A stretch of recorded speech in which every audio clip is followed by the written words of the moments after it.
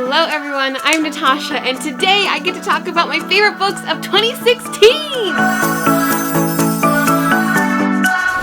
The year's over. I can't believe it. I feel like I just filmed this video. I read all kinds of books this year. I read contemporaries, I read classics, sci-fi, adult, thrillers. My reading world opened up this year. I also feel like this year is the year of audiobooks. I listen to so many, I drive a lot back and forth from LA, and audiobooks have been my constant companion this year. Anyone get the Jane Austen reference? I've almost read every single Jane Austen book. I'm so proud of myself. I only have 8 books in my list this year. Some of you guys don't know I've even read any of these books. I think that goes to show that I haven't done very many book videos, but now we've come together at the end of the year and I finally get to talk about some of my favorite reads and recommend them to you guys. I did this video last year, so there's a 2015 version of this, and then I had my favorite books of all time. Those 2 videos are linked down below if you want to check them out and you're like, where is my favorite book? Why isn't it on this list? It might be on a previous list. Number 8 on my list is The Chemist by Stephenie Meyer. This was my most recent read. I read it like last month. I have a whole review on it. I can't believe I get to put a new Stephenie Meyer book into this list. Stephenie Meyer's previous books are in my video from 2 years ago. The Chemist took me on a ride. I wasn't expecting this from Stephenie. It's like a government conspiracy type of book. People are on the run for their lives. It's bloody, it's gritty,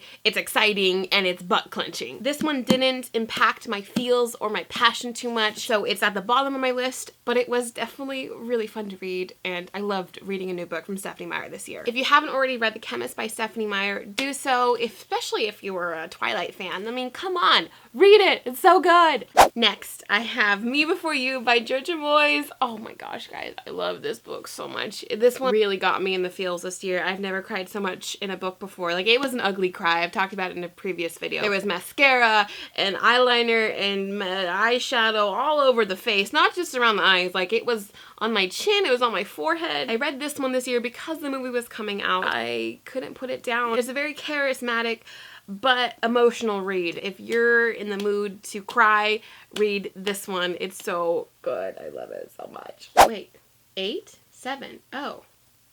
I only have 7 books on my list this year, so this is technically number 5. I stumbled upon these books when I was at Barnes & Noble in October, and I got through the first 2 in like 4 days.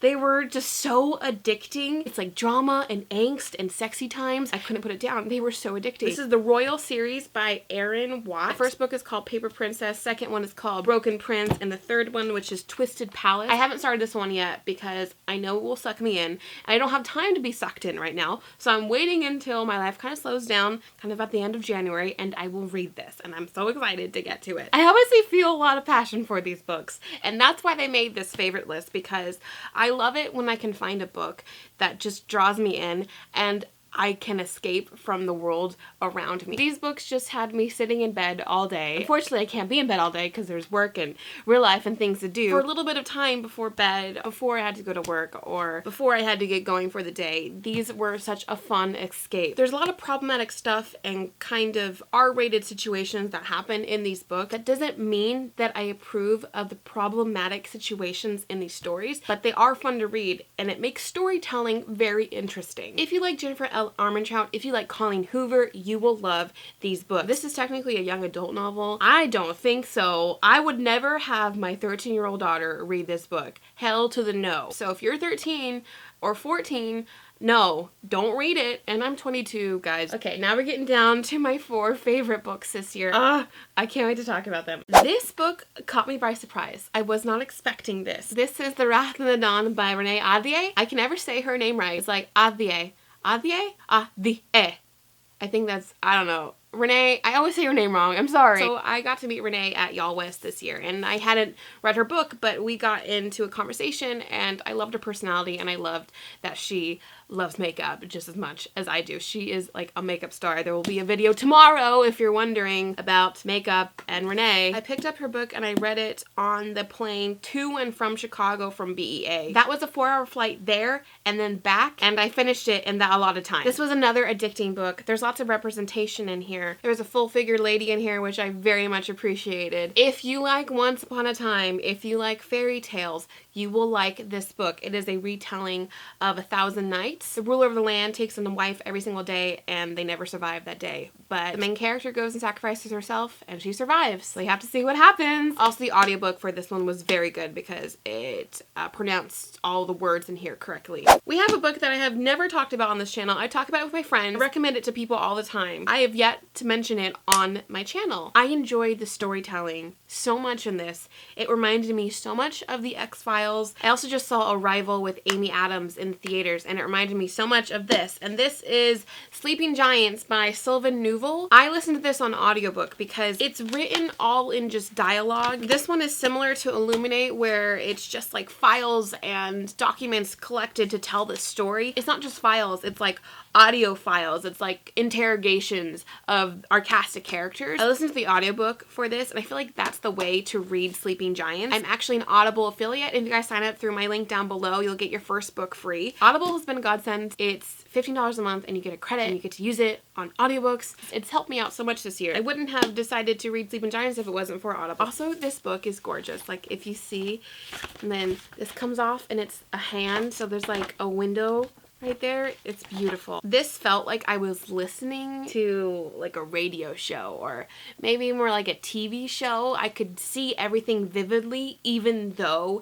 it was just the character speaking. There's a voice actor for every single character in the audiobook. There's sound effects and screaming, and it was very engaging. I actually have the second one, but I don't want to read it yet because I'm listening to the audiobook because I know those actors now. Sleeping Giants is like a big mystery. They find this hand that no human could possibly make. It's dated like thousands of years back. So of course, scientists come to the conclusion that it's extraterrestrial. We fast forward years later, and we find other pieces of this metal body all around the world, and so there's a mission to go out and find every piece and put it together and see what it creates. Who knows what it is? It could be a weapon, and this could lead to the knowledge of life outside our planet. I love stories like this. I love movies, I love TV shows. That's why X-Files is one of my favorite television shows. This is an adult sci-fi conspiracy novel, and if you want to read it, I have it linked down below. I'm down to my last two favorite books of the year, and this was so hard. I couldn't figure out what one I wanted to put second and what one I wanted to put first. Oh, it was so hard.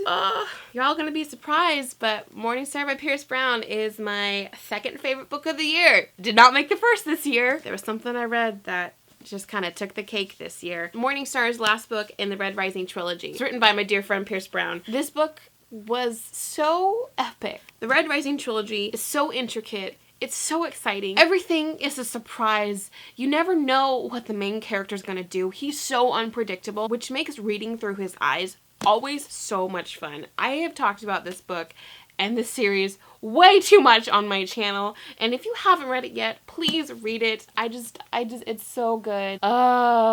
If you like Star Wars, if you like Star Trek, you're gonna like Red Rising. The first book isn't so much like Star Wars, it's kind of more similar to Hunger Games, but then we fast forward like 5 years to Golden Sun, and that's the second book of the trilogy, and that one's a lot like Star Wars, and then this one is just like, Star Wars is so good. The characters are so well-rounded. You know every single character, and you love every single character, even the evil ones. You're just like, oh my gosh. I have a full almost 30-minute review on Morningstar if you have finished reading this one. I just love it so much, and I can't say enough good things about this. This is the end of the trilogy, and it's so satisfying. I can't wait for the spin-off series, which is coming out in August, and the first book is called Iron Gold. I never thought I would like something like this. I was a fan of Star Wars, but I wasn't like the fan. Like, I am the fan of Twilight. I am the fan of Lord of the Rings. I never really liked Star Wars until recently. My twin brother is a Star Wars freak, and I've been trying to get him to read this. Because of his love for Star Wars, I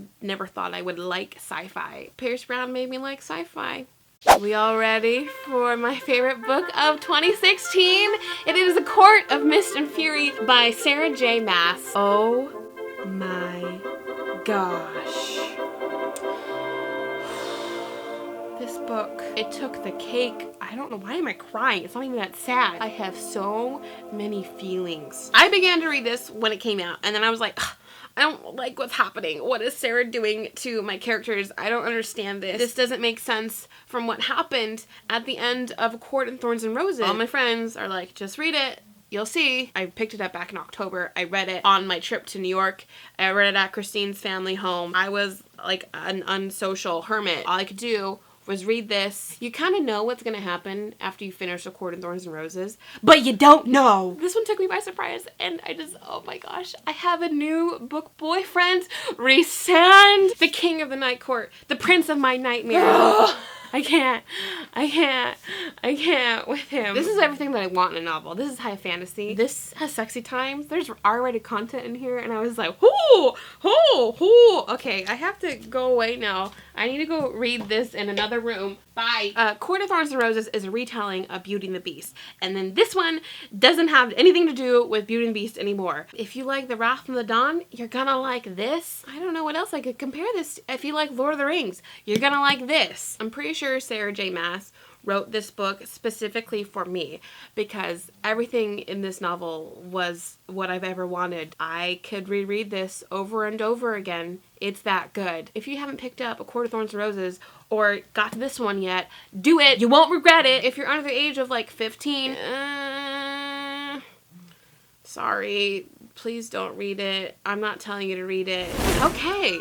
That's it. Those are my favorite books of 2016. I would love to hear if we have any mutual favorites this year. One of my most anticipated novels, Lady Midnight, came out this year, and I didn't get to in a time. I'm actually reading A Tales of the Shadowhunter Academy, and it's like so good, and yeah, that's gonna be in my list next year. I need to get to Lady Midnight. I can't believe I went through 2016 and I didn't read Cassie Clare's new novel. I'm so mad at myself that I couldn't put it into this list. All the novels are linked down below if you want to get them yourself. I hope that you guys enjoyed this video. Please like and subscribe and press the little bell if you want to be notified when I ever upload new videos. I will see you on the future. Keep calm and fangirl on. Bye!